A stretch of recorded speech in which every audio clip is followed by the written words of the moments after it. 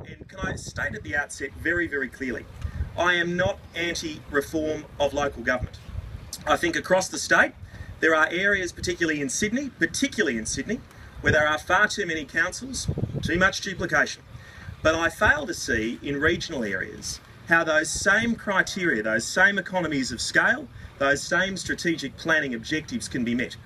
Now, for the last few months, and indeed before that, we've had great collaboration between all of the councils in this region, Wollongong, Shellharbour, Kiama and Shoalhaven. And many of those economies have been achieved without the need for an amalgamation. And I feel very deeply, the concern of this community. For those that aren't aware, I actually represent about 14,000 people in the Shellharbour LGA that are part of the Kiama electorate around Albion Park Rail and Dunmore, and very proud to represent those people.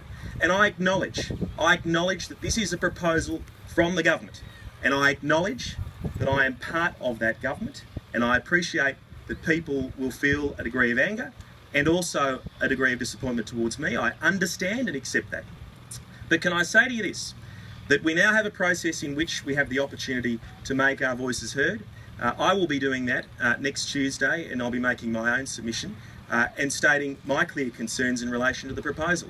And I would encourage you to do the same, because in every single debate that I have ever been involved with, emotions are important, but it's facts and evidence that win arguments. And for those of you that are making a submission, which is due on the 28th of February, and if you're speaking at the meeting on Tuesday next week, make sure you address those criteria in section 263 of the Act, which highlights very clearly what the government is looking for.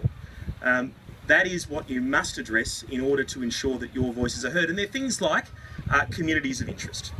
There are things like financial sustainability criteria, and I've seen the documents from Shellharbour Council that do prove that they are a sustainable council. I must say, I have enjoyed working with Shellharbour Council. You have some great officers of Shellharbour Council. I know many of them are here today, from Carrie McIntyre to Lee Finesse to Matt Yule, people who put their heart and their soul into this community, and I certainly hope that their service will continue.